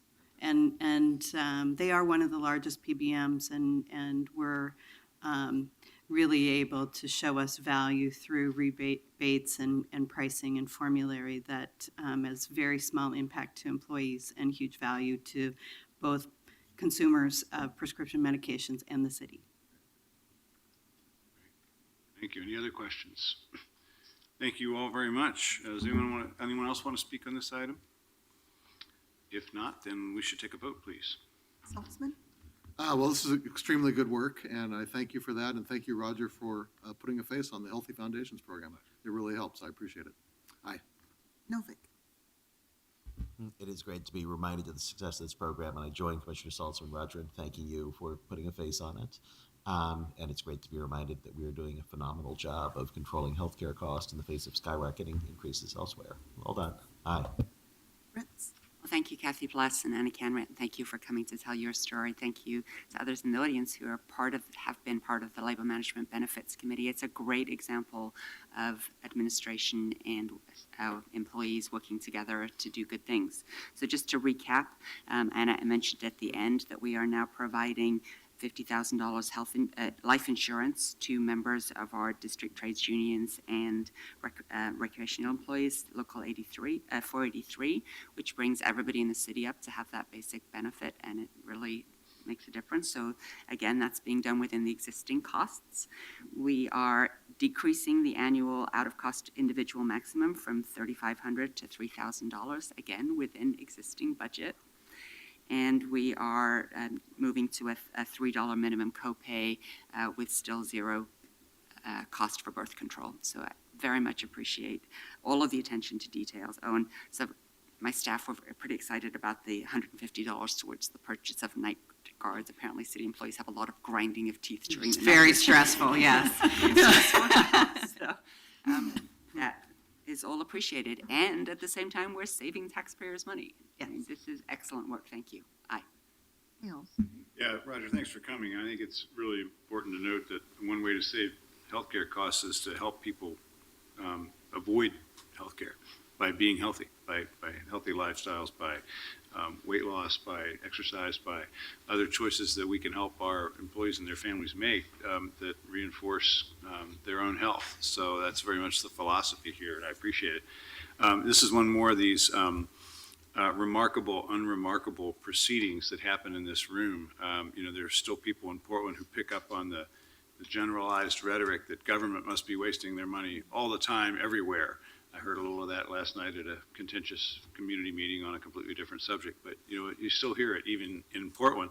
And I keep telling the stories about these unreported proceedings that happen in this room when our outside auditor comes in with a document this thick, sits where you sit today and say, we have no issues. With a $4 billion budget with thousands of line items, they said, we have no issues. And essentially, they're saying our financial staff is doing absolutely everything right, down to the last digit. And then here, our health benefits manager says 0% increase at a time of rapidly inflating healthcare costs and huge turmoil, some of it positive, like the Affordable Care Act in the healthcare industry. You're surfing through all those choppy waters and ending up at a better plan at the same cost. It will no doubt get little coverage, but it is noticed in here and appreciated very much. Thank you all. Aye. Thank you. Thank you. Good work. Okay, let's take on item number 452.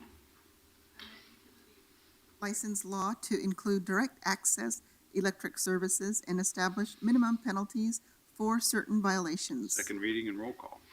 Saltzman? Thanks to the Office for Community Technology for their great work. Aye. Novick? Aye. Fritz? The answer to my question last week about whether this new money, $500,000 to $1 million, is included in the budget is yes.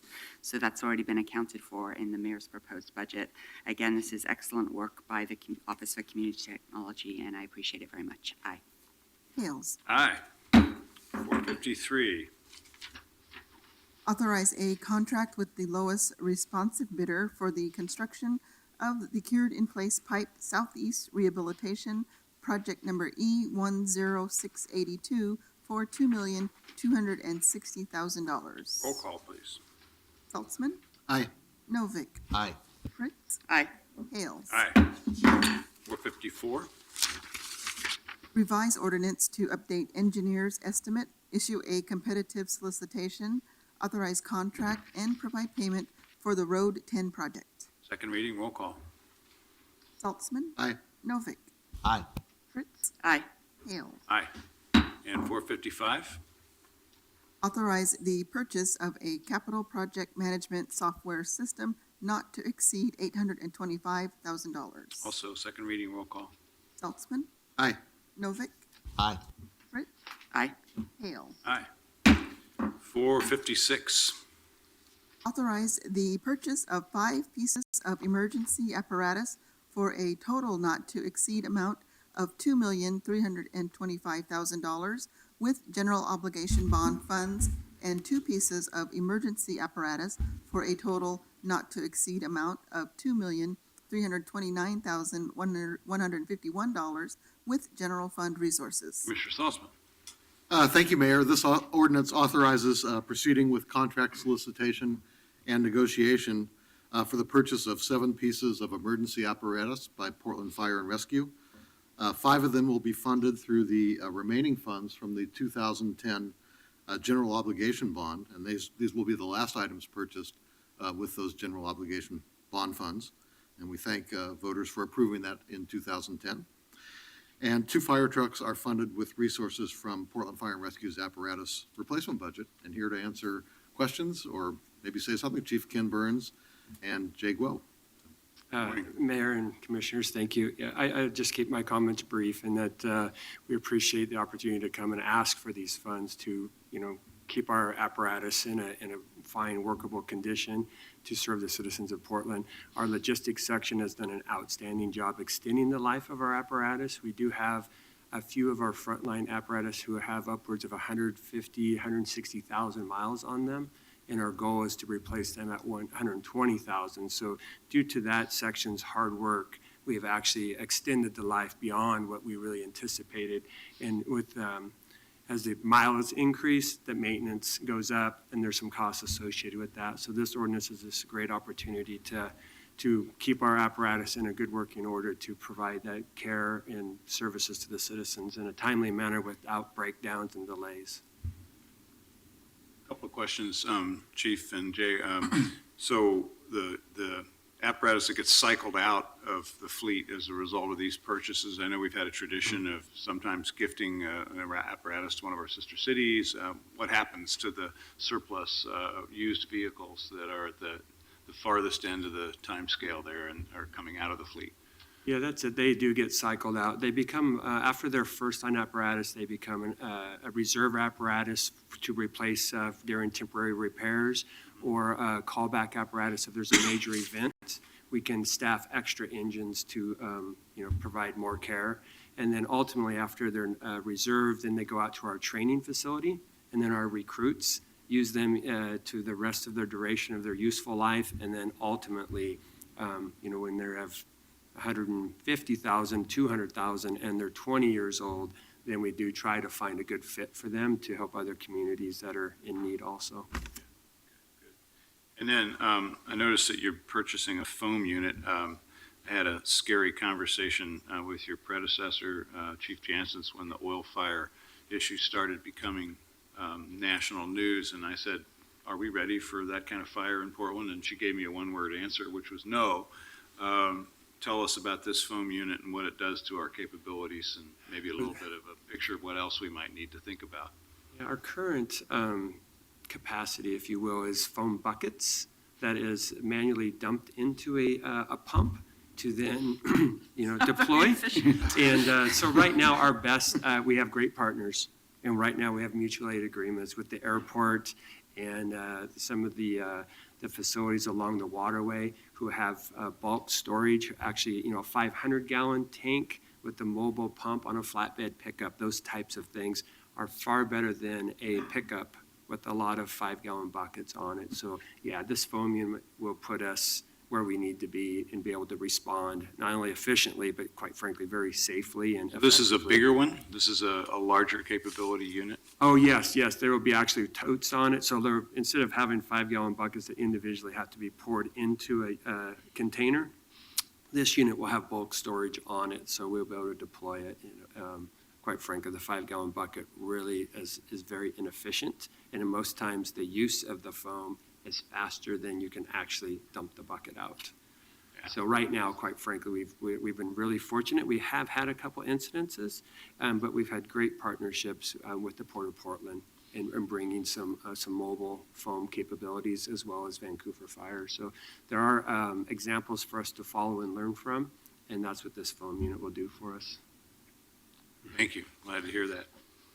Okay, other questions about this package? Thank you both. I might just follow up real quick because I was intrigued about the police officers, just for you all to know that Narcan administration, that heroin is a problem in Multnomah County. We, Portland Fire, with our EMS partners, 420 administrations last year. Wow. So that really gives you a picture of that partnership with the police is an outstanding partnership, and it's great that they took on some of that responsibility and are helping us providing care. So just thought I'd share that with you. 420 individual administrations. Yeah, administrations. Wow. And Have you switched to the nasal rather than injectable? we have the nasal, the injectable, quite frankly, we can do it IM. So for us, we have a higher training capacity. So it's probably, I would say, just as effective nasally, but it depends on the patient. It's the paramedic's choice or the person who's administering it. So we can administer it in several different ways. Where the nasal was the most appropriate for people with not as much training. Right. Yeah. So, Great. just to share that with No, you. that's an amazing statistic. Thank you. Thank you very much. Thank you. Thank you. Anyone else want to speak on this item? If not, then it passes to second reading next week. 457. Create a local improvement district to construct street, sidewalk, and stormwater improvements west of Southwest 30th Avenue in the Southwest Gulf Court Spring Garden Street Local Improvement District. Commissioner Novick. Andrew Abbey, take it away. Thank you, Commissioner Novick. Andrew Abbey, Local Improvement District Administrator. So council approved the resolution of intent for the Southwest Gulf Spring Garden LID 4 weeks ago. Thank you very much for council's strong support of the project. Since we were here 4 weeks ago, we've increased the budget by about $190,000. That additional funding is coming from PBOT. We are building in a little bit of additional contingency as a prudent measure because we have some pretty poor pavement condition where we're adding the curbs and the sidewalk and the drainage. I passed out two things to Carla to hand out to you today. We did not receive any remonstrances from any of the property owners whose properties are proposed for assessment. We did receive communication labeled as a remonstrance from somebody who was walking down the street and saw a posting notice and thought that their property was going to be assessed. When I explained the situation to her, she sent me an email withdrawing the so-called remonstrance. It's only a remonstrance if your property is proposed for assessment, which was not the case here. So we do have a 0% remonstrance level today. And then I also passed out some correspondence from a property owner by the name of Peter McMinn. His property is not proposed for improvements. He did request traffic calming measures on the street. So when I wrote the ordinance, I did give the city traffic engineer the flexibility to add traffic calming devices. If in the judgment of the city traffic engineer, those are warranted, and probably most importantly, if the condition of the pavement will support adding speed bumps or other traffic calming devices. So Mr. McMinn also lamented the poor condition of the pavement on Spring Garden Street. And the way the LID has been structured, the properties on Spring Garden do have the ability to voluntarily participate in the LID. At this point, they haven't indicated they wish to do that, but we will do additional outreach during the design phase of the project. So with that, I'm happy to answer any questions you might have. Okay. Questions for Andrew first before we take other testimony? Okay. Thank you. Welcome. Good morning. Good morning. My name is Christine Abernathy, and I moved to the Multnomah neighborhood in January 1978. I own a house that it's 3218 Southwest Freeman Street, built adjacent to the property of Spring Garden Park. And I am one of those houses that should have filed a remonstrance. But I'm going to say to you that I was on the original CAC committee to develop a city park there when that park was purchased. And thanks to various city commissioners, we got that park, and I'm really pleased. However, when we developed our first plan, it was very important that it be very transparent. And we sent out surveys to people in the neighborhood. We tried to have parties in the park so people could see that. We eventually we did 150 surveys we got back. We decided that natural areas were important to us, and that was the park plan that was presented to this city council and adopted, and we were told we were the poster child group for parks. The new committee was formed about 4 years ago as money became available, thanks to you, Amanda Fritz, for doing that. I expected, I guess, that same transparency going through on this park. 3 plans were presented. We saw those. There was a meeting on January 2016. I wasn't able to attend, and evidently that final park plan was decided. But no mailing ever came to the rest of us. I have never personally seen that plan until things were very far along. On April 20, we don't enter the park, I should say, on Spring Dolph or Spring Garden Street. We actually go through that little local access on Freeman. On April 28th, we were walking our dogs and we stopped to read a posted sign on Dolph Street and 30th, informing residents that improvements and costs and charges for improvements, $1,462,502.16, of which $1,272,551.79 would be borne by residents assessed on a combination allotting square footage and equivalent dwelling unit frontage on Spring Garden Park. The proposal could be modified as a result of testimony at an LID formation hearing. That posting was made on the 19th of April. April 27th was 8 days later. We walked by there April 28th. We had no chance to file a remonstrance. I've never seen what I would be buying for that money. I am quite shocked. I feel really blindsided by it. So hence, no mailing. No plan. I understand that the process concern that you've The raised. process concerns me because I walked up the street, I looked, there was a sign at the bottom of 30th. There was a sign at an opening in Spring Garden Park, which we don't use, and at the bottom of the field, evidently, there was another sign. It wasn't there when I checked on it on the 28th. It was put up later, knocked down again. I don't think we knew what was happening. I think that's why there were no remonstrances. I hear that, I understand that. Aside from that question, which is very legitimate, so thanks for bringing that up, what the substance of what's being proposed in terms of the improvements, do you think they're appropriate? Do you think they're? I've never seen it. Okay. I've never seen any of that, so how do I know? Thank you. I'm texting my staff to see if they could come and go through that with you on the park planning piece, and then we'll hear from Andrew about the assessment piece. Thank you. Thank you. Thank you very much. Andrew, you want to come respond?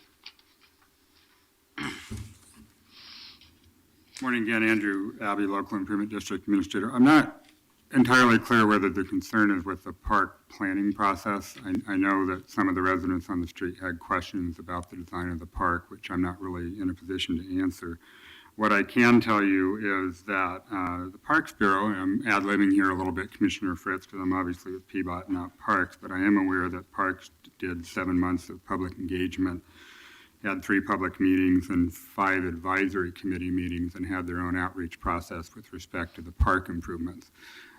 We held a property owner meeting in January, and then prior to coming to council in April, we PBOT erred on the side of notifying everybody on both Dolph and Spring Garden between 30th and 35th Avenue. So we sent a very broad mailing to everybody on both streets to err on the side of notification. I didn't hear from the owner of 3218 Southwest Spring Garden Street.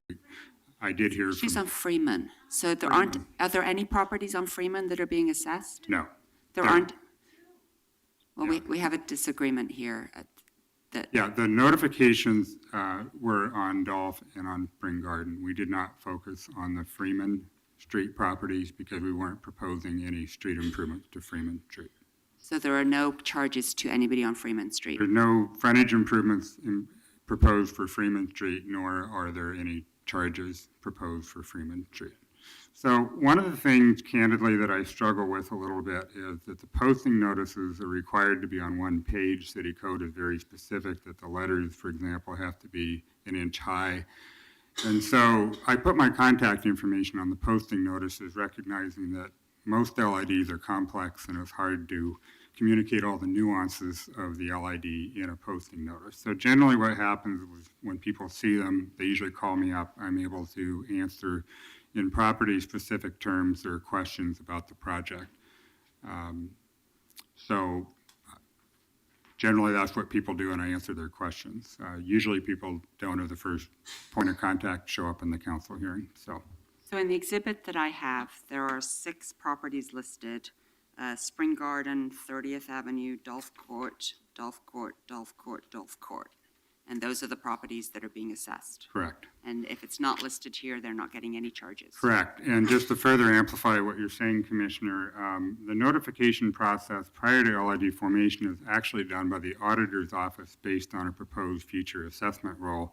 So if there's no proposed assessment for a particular property, they're not on the assessment roll, and they're not going to receive notice from the auditor. And again, that's why I erred on the side back in April to notify the properties owners on Spring Garden and Dolph, but didn't do so on Freeman because we didn't have any improvement plan for Freeman. Right.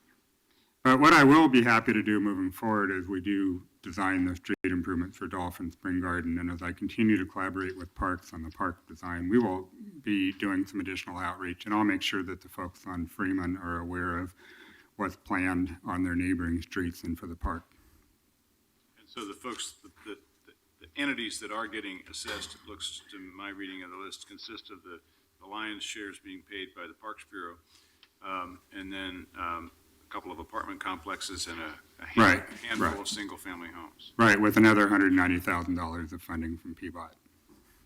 So I appreciate that bringing this concern. From my reading of the ordinance, your property's not in there.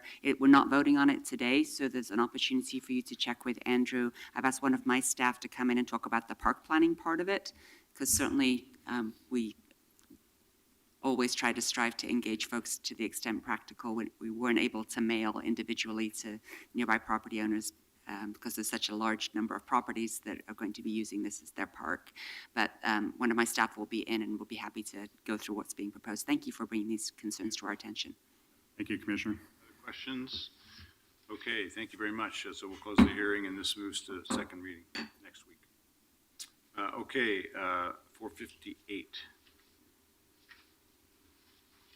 Extend contract with Cogan Owens Cogan LLC through December 31, 2016 to provide administrative and logistical support to the Private for Hire Advisory Committee not to exceed $43,000. Commissioner Novick. Mark Williams, the Private for Hire Program Manager, will explain what this is all about. Hi, good morning, Commissioners. Good morning, Mayor. So back in January 2005, the commissioner in charge, they convened a 12-member task force that you're aware of. And they were to focus on the program and how it was evolving to the new market developments, which included the DNCs. Colgan, Owen, and Green was contracted to facilitate those meetings and provide administrative support. 2015, December, Council established a new advisory committee to provide expertise and feedback to not only the public, PBOT director, and obviously to this council regarding the private for hire market and a number of other topics.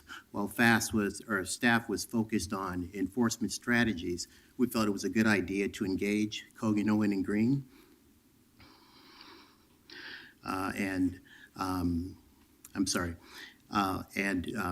to continue some of the services that they provided for the task force, the original task force. They will continue those same services for the new advisory committee. I'll be happy to take any questions. Questions? Mr. Williams. Thank you very much. Okay. Thank you, Mark. Anyone else want to speak on this item? If not, then it passes to second reading. Item 459. Amend Transportation System Development Charge Capital Improvement Project List. Commissioner Novick. Oh, sorry, it's second reading. I'm sorry, I didn't see it. Let's take a vote then, please. We covered Altman? this. Aye. Novick? Aye. Fritz? Enthusiastic, aye. Hales. Here. Aye. 460. Vacate portions of North Portsmouth Avenue, North Van Houten Avenue, North Monteith Avenue, North Warren Street, North Strong Street, and 2 unnamed alleys on the University of Portland campus, subject to certain conditions and reservations. Second reading, roll call. Saltzman? Aye. Novick? Aye. If it weren't on an institutional campus with a master plan, I wouldn't be able to support this because there are obviously existing uses for the rights-of-way. Because there's a master plan and because University of Portland has been such a good partner with University Park Neighborhood Association, and we had the commitment of leaders last week that they will continue to do so, I'm able to support this vacation. Aye. Hales. I agree with those comments. I appreciate University of Portland always trying to be a good neighbor and trying to walk that careful line between the needs of the campus and the understandable needs and concerns of folks that have lived in that neighborhood for a long time. So, Jim, appreciate your good work to that goal. Aye. 461. Vacate portions of North Van Houten Court, North McKenna Avenue, and 3 unnamed alleys on the University of Portland campus, subject to certain conditions and reservations. Roll call vote, please. Saltzman? Aye. Novick? I still think it's a little sad that these alleys are being vacated without ever even getting names, but aye. Fritz? I'm particularly appreciative in this one that the university addressed the access down to the river. Mayor Adams, Commissioner Fish, and I worked really hard to make sure that we looked at the riverfront access there, and this continues to do so, and I appreciate the university's good stewardship of the hillside as well as the river. Aye. Hales? Aye. Okay, 462. Authorize $65,000 for grant agreement with Momentum Alliance through the Diversity and Civic Leadership Program to support community engagement activities for communities of color, immigrants, and refugees through October 31, 2016. Fritz. So thank you, Mayor, and I appreciate Commissioner Novick's forbearance. We did hear a lovely presentation, an inspiring presentation a couple of weeks ago. 2 of our colleagues who will be voting on this were not there for that. So today we are going to have a very abbreviated presentation so that the public has another opportunity to hear about a Momentum Alliance and that they can continue to inform the council. As a reminder, the determination to fund Momentum Alliance was the result of the council action last year to expand the Diversity and Civic Leadership Program, and then the Office of Neighborhood Involvement organized a competitive process, and Momentum Alliance was the winner. And so I would like to welcome Diego Hernandez and Emily Lai to give us a brief snapshot of their youth-led organization's work and a preview of how Momentum Alliance will utilize city grant funds to expand its scope of service and impact. Hello, Chair and Commissioners and Mayor. My name is Diego Hernandez. I am the Co-Executive Director of Momentum Alliance, and this is Emily Lai, and I'm a Program Coordinator at Momentum Alliance. And just so you know, we're around 5 years old. I was a co-founder 5 years ago, and we have been growing ever since. So I'm just going to give a brief overview of our general organization's mission and structure, and then we'll just kind of tag team on giving you a preview and review of what we're going to be doing.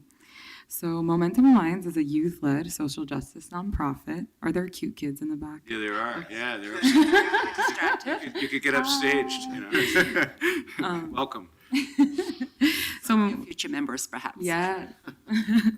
So Momentum Alliance is a youth-led social justice nonprofit whose mission is to inspire young people to realize their power individually and collectively and to mentor future social justice leaders. Nothing about youth without youth. We believe that youth should be leaders in our own lives and in our city. So with experienced coaches and allies, we support young people from underrepresented communities to become social justice advocates, decision makers, and leaders in the public, private, and nonprofit sector. So we exist in response to the demand from youth for more spaces and opportunities to advocate for themselves and for their communities and for the issues that impact them. We believe that people most directly impacted should be the ones at the table developing solutions and making decisions. This is why youth have decision-making power at all levels of our organization. Our founders, our board members, our staff, and our participants are all young people from underrepresented communities. In order to ensure that our organization is led by young people, our bylaws require that at least 51% of our board is 25 years old and younger. Presently, out of 25 board members, 75% of our board is under 25, with our youngest board chairs being 14 and 23. 85% of our board are people of color. 75% of our staff are people of color, and 65% of our staff are 30 and under. Our program coordinators, Carla Castaneda and our youth director, Vanessa Dominguez, were both hired at the age of 19 after being program participants. And Diego Hernandez, our co-executive director, was hired at the age of 26 after being a founding board member at the age of 23. That said, we also have staff who are in their mid-40s and 60s because we believe deeply in the power of intergenerational and intercultural alliances. All right. Well, we work with ages between 14 and 23 for our first program, and 30 and younger for our second program, which is developing much more advanced leaders. And we represent an array of young people. Underrepresented, marginalized youth isn't just folks of color or youth of color. It's also young people who are undocumented, LGBTQ young people. We also represent gang-affected, STI and HIV positive youth with disabilities, youth experiencing foster care and homelessness and living in shelters, youth who have experienced genocide and domestic violence and sexual assault, racial profiling, and displacement. I think it's our unique ability to build relationships across all identities that really makes this program really powerful. So we have, this funding is gonna help us do some amazing work. Emily here and Carla Castaneda, who was mentioned earlier, both were former program participants, and now, because of the City of Portland, we'll be able to build a cohort that's gonna help and develop 35 underrepresented young folks to become social justice and civic engagement leaders in our community. And the beautiful part is that our coaches, who will be part of making sure that all of our youth have the support that they need to thrive, were former cohort participants of our first leadership development program last year.